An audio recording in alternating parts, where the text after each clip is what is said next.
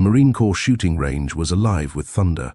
Young Marines were testing their rifles, adjusting their sights, showing off precision that came from months of training. Laughter, shouts, and the metallic echo of gunfire filled the hot air.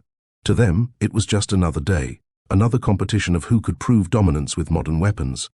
But then the atmosphere shifted. At the far end of the lot, an old pickup truck rolled in slowly, its engine coughing as if it had seen too many winters.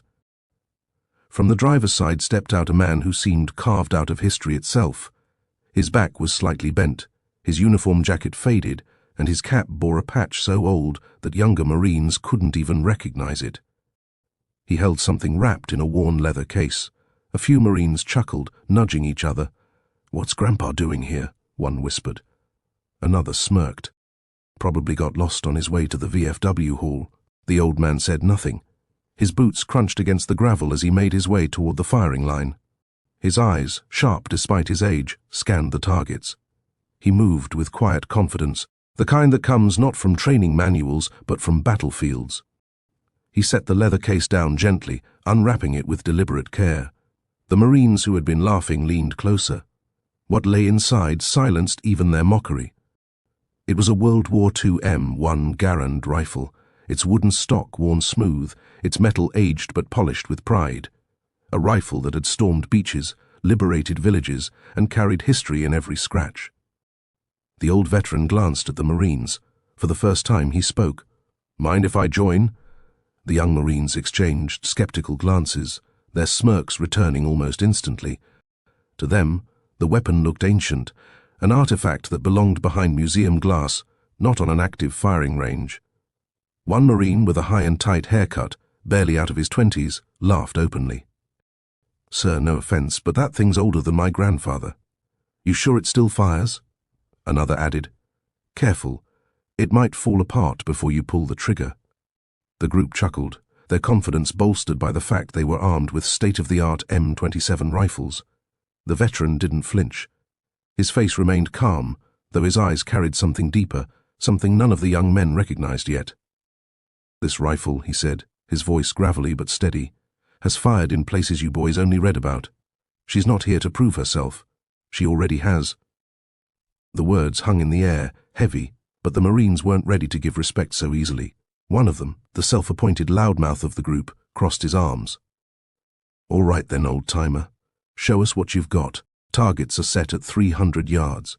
Let's see if that museum piece can hit anything at all." The veteran gave a small nod, unbothered by the challenge. He ran his hand along the stock as though greeting an old friend. The way he handled the rifle caught a few eyes. His grip was natural, fluid, practiced. There was no fumbling, no hesitation. A hush crept over the range, curiosity edging out mockery. The veteran stepped to the firing line, loaded a clip with the ease of someone who had done it countless times, and lifted the Garand to his shoulder. For the first time that day, the Marines fell silent. The veteran inhaled slowly, the sound barely audible over the distant pops of rifle fire. His cheek pressed against the worn wooden stock, his weathered hand steady despite the weight of years. His eyes narrowed downrange, locking on a target barely visible at 300 yards. The Marines leaned forward, some crossing their arms, others with faint smirks still tugging at their lips. They expected a misfire, maybe a wide miss. Anything to confirm their belief that time had left both man and rifle behind. The veteran exhaled. Crack! The Garand roared with a deep, thunderous report that seemed to shake the very air. It wasn't the sharp, modern snap of the M27s. It was heavier, fuller, echoing like a reminder of a different era. A split second later, the steel target rang with a clean, resounding ping. Dead center. The Marines blinked, their smirks faltered. One of them, squinting through binoculars, muttered, "No way." He adjusted the focus and confirmed what no one wanted to believe. The bullet had struck precisely in the bullseye. The veteran didn't lower his rifle. He chambered the next round with smooth precision. Crack! Another perfect strike. Crack! Again dead center. Crack! A cluster forming so tight it looked impossible. Each shot carried not just skill but a rhythm, a steady cadence that spoke of experience under fire. The Marines, who moments ago mocked him, now found themselves silently counting each flawless hit. By the time the clip ejected with the Garand's signature metallic ping, The target downrange bore a cluster so tight it looked as though only one bullet had passed through. The veteran finally lowered the rifle. His voice was calm, almost casual. "She still sings." The Marine said nothing. For once, silence held the range. The Marines stood frozen, their earlier laughter drowned out by the echo of those precise shots. No one expected an old man with a relic rifle to outshoot them so cleanly. The range officer, usually strict about time and order, said nothing. He too was watching with quiet respect. The loudmouth Marine finally broke the silence with a forced laugh. "Beginner's luck," he muttered, though his voice cracked with doubt. "Let's see him keep it up." The veteran just gave a faint smile, as though he had heard those same words decades earlier in a place far more dangerous than this range. He bent down, loaded another clip, and without a wasted motion, resumed his stance. This time, as the Garon barked again and again, the rhythm told a story. Each pull of the trigger carried the weight of Normandy beaches, of frozen foxholes in the Ardennes, of smoke-filled skies over Europe. Though the Marines only heard gunfire, what they were truly listening to was history itself. One Marine whispered, "It's like, he's not even here. He's back there." The veteran fired until the rifle chimed empty again, another flawless grouping, not a single round wasted. He finally set the rifle down, not with exhaustion but reverence. His hand lingered on the wood, as if touching memories that only he could feel. He turned slowly, his gaze falling on the young men. "This rifle," he said, his voice low but steady, "didn't win a competition. It won freedom. Every scratch you see here is a story of someone who didn't make it back." The Marines shifted uneasily. The arrogance that filled the range earlier had drained away, replaced by something heavier, respect laced with shame, and not one of them dared to laugh again. The Marines stood in awkward silence, their eyes darting between each other and the veteran. Some were embarrassed, others deeply unsettled. They had mocked him, only to watch him carve the bullseye as if it were second nature. But the loudmouth Marine wasn't ready to surrender his pride. He stepped forward, puffing his chest out. "All right, sir," he said with a forced grin. "You had your fun. But this isn't the 40s anymore. Let's see how that antique stacks up against modern steel." He motioned for the range officer to reset the targets further back, 500 yards this time. A murmur ran through the Marines. That distance wasn't child's play, even for their advanced rifles. The veteran said nothing, only nodding. He walked forward with deliberate steps, reloaded his Garand, and took his position. The weight of every eye followed him. The young Marine slung his M27 across his chest and crouched beside the veteran. "Head to head," he said. "You shoot, I shoot. We'll see who's still standing after 5 rounds." The veteran glanced at him, no malice in his eyes, only calm. "Son," he said softly, "it's not about standing. It's about remembering who you stand for." The words seemed to slide past the Marine, who was too focused on proving himself. The veteran raised his rifle, took a breath, and fired. Ping! Steel sang at 500 yards. The Marine rushed his shot, his modern rifle cracking, but his round clipped the edge of the target. Not a miss, but nowhere near center. A few of his peers winced. The veteran calmly chambered another round. His hands were steady, his eyes unshaken. Ping! Another dead center. The competition had begun, but already the young Marine looked rattled. The sun beat down on the range as the duel unfolded. Dust drifted in the air, and the Marines crowded behind, their voices hushed, their eyes glued to every movement. This was no longer a casual contest, it had become a battle between eras, old steel and spirit against modern firepower. The young Marine adjusted his grip, sweat beading along his temple. He fired again, the M27 cracking sharply. His shot landed closer this time, just off-center. A ripple of nods came from his peers, better, but still not perfect. The veteran did not rush. He exhaled, squeezed the trigger. Ping! Bullseye! Again. The murmurs grew louder. Some Marines shifted uncomfortably. Others began to smile, not out of mockery, but in disbelief at what they were witnessing. The young Marine gritted his teeth. He fired his third round. This one strayed wide, striking low on the target. His face reddened. He slammed another magazine in, desperate to recover. The veteran loaded his fourth round, shoulders relaxed. Ping! Dead center once more. The grouping was impossibly tight, as though every bullet followed the last. A Marine in the crowd whispered, "It's like the rifle knows where to go." Another replied, "No, it's him. He's done this before. For real. By the time the fifth round left the Garand, the target rang like a bell in perfect rhythm. Ping, center again. The veteran lowered his rifle slowly, as if nothing extraordinary had happened. The young Marine, trembling with frustration, loosed his last shot in haste. It clipped the target's edge with a hollow thud, far from the bullseye. Silence spread across the range like wildfire. Every Marine stared, wide-eyed, at the veteran who had not missed once. The duel was over before it began. The young Marine lowered his M27, his face burning with humiliation. He wanted to argue, to make excuses about wind, about sights, about anything. But the truth was undeniable. The old man had outshot him, completely. The crowd of Marines shifted uneasily. A few glanced down at their boots, ashamed for laughing earlier. Others looked at the veteran with something deeper, curiosity, respect, even awe. The range officer finally broke the silence. His voice carried the weight of authority, but it also trembled slightly.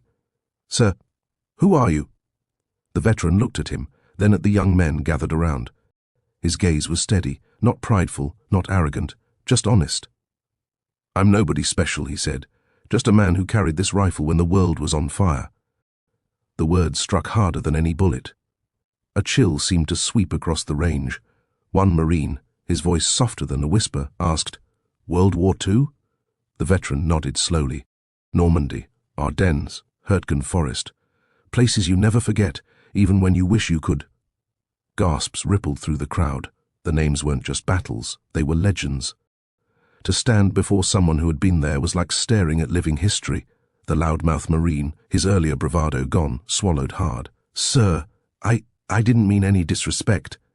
The veteran gave a faint smile, shaking his head. "Respect isn't given with words, it's earned.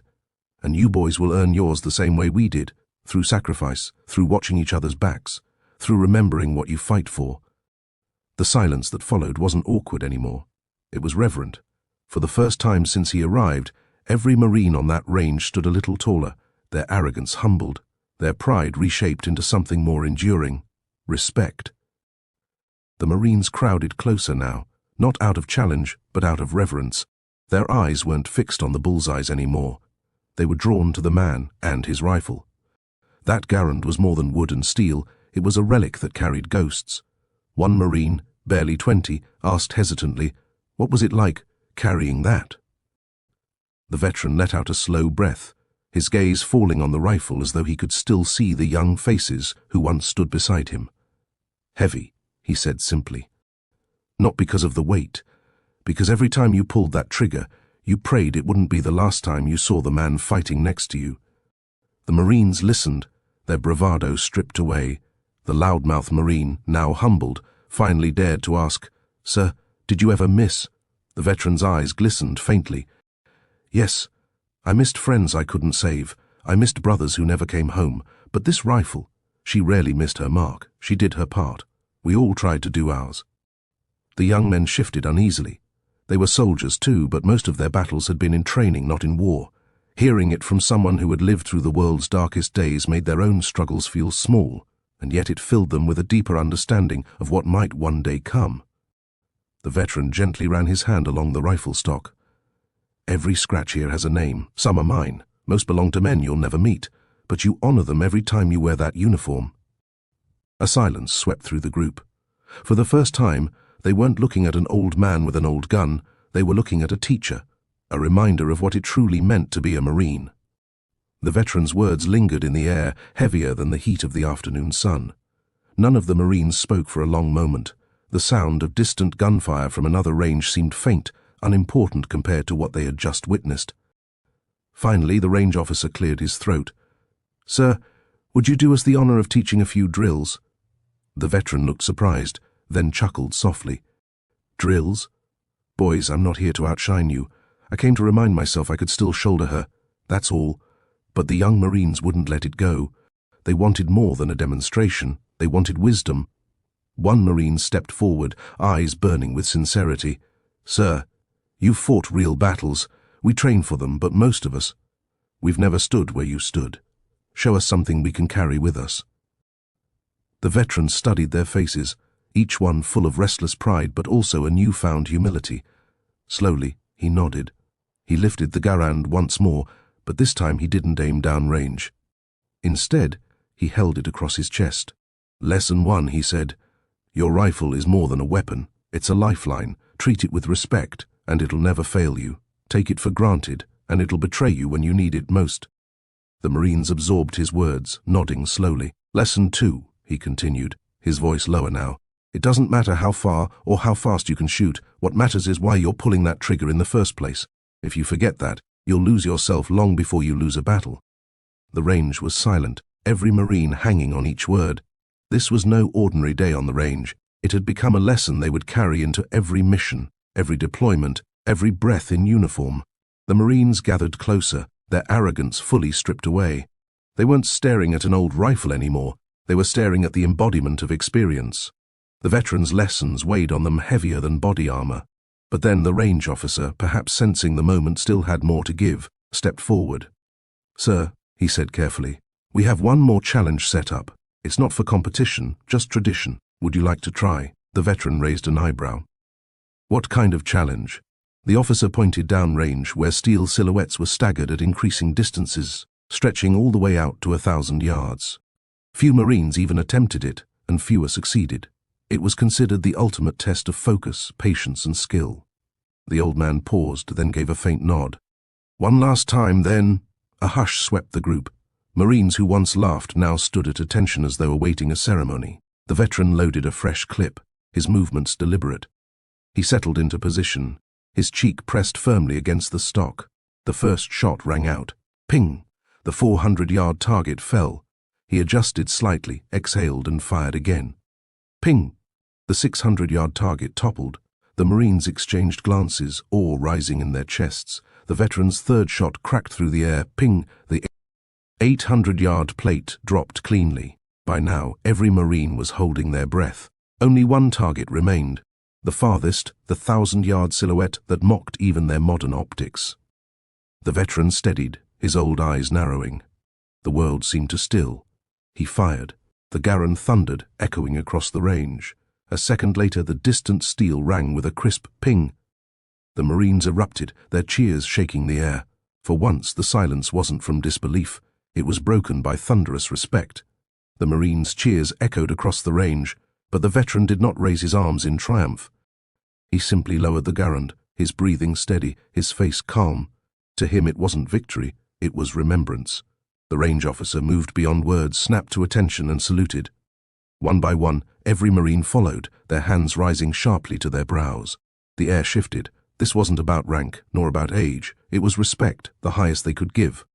The veteran hesitated, then slowly returned the salute.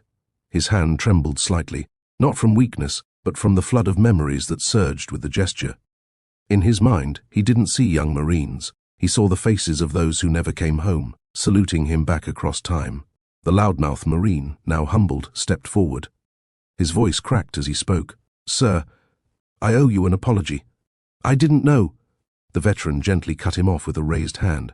"Son, you don't owe me a thing. You owe it to the ones you wear that uniform for. Don't waste time on pride. Waste it on nothing. Every moment matters." The words struck deeper than any rebuke. The young Marine's eyes welled up, and he nodded silently. One of the youngest Marines whispered, almost to himself, "I'll never forget this day."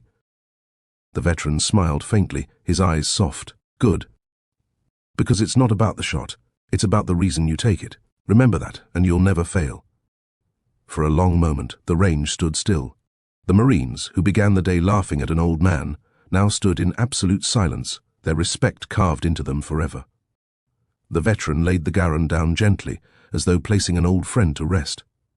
The lesson was complete.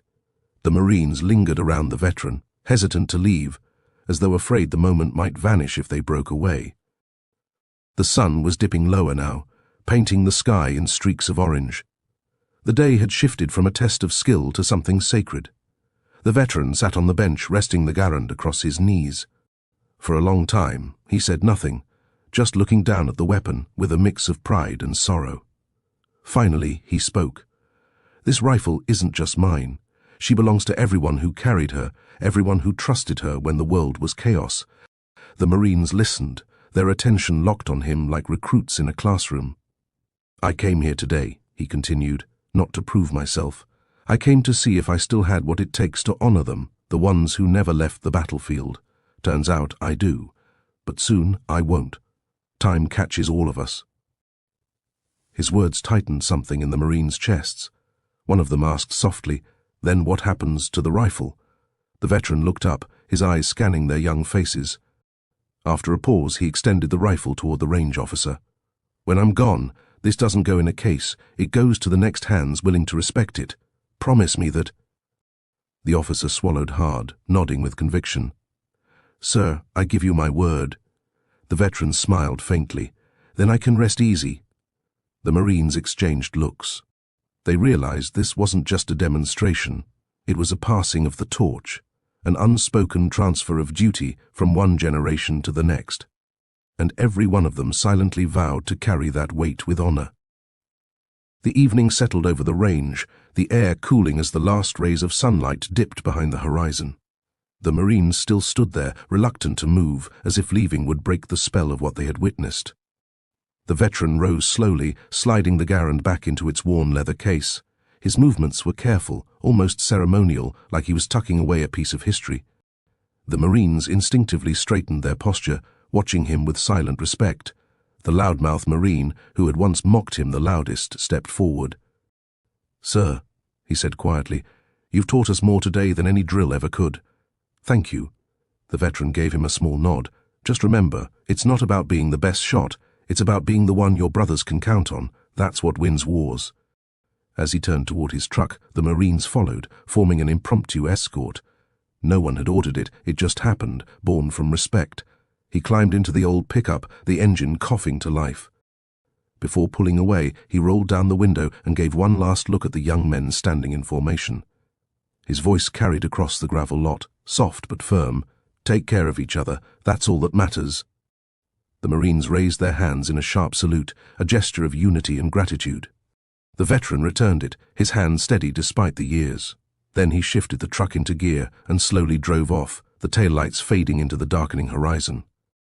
The range was silent once more, but it wasn't the silence of arrogance or doubt. It was the silence of reverence, of young Marines changed forever. They had come for training. They left with history etched into their hearts. Long after the veteran's truck disappeared down the dirt road, the Marines remained on the range. None of them spoke at first. They just stood in the fading light, feeling the weight of what had transpired.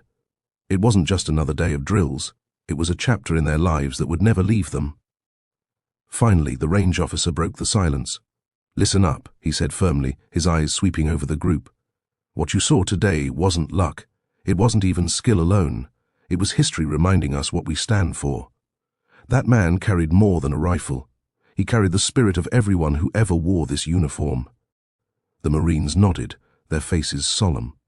The loudmouth Marine, who had been humbled most of all, clenched his fists and spoke softly.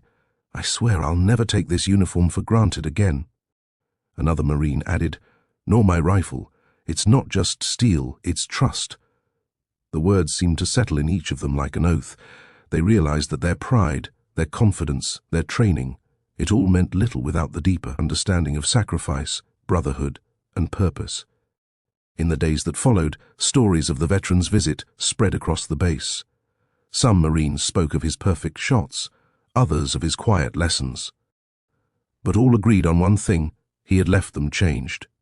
Though he had driven away, his presence lingered. Every time they picked up their rifles, they would remember the old man who silenced them, not with age or arrogance, but with wisdom, humility, and precision. The Garand's echo still seemed to ring in their ears, not as a sound of war, but as a reminder that legacy is not written in medals or rank. It is carried in respect, in memory, and in the silence left after a lesson too powerful for words.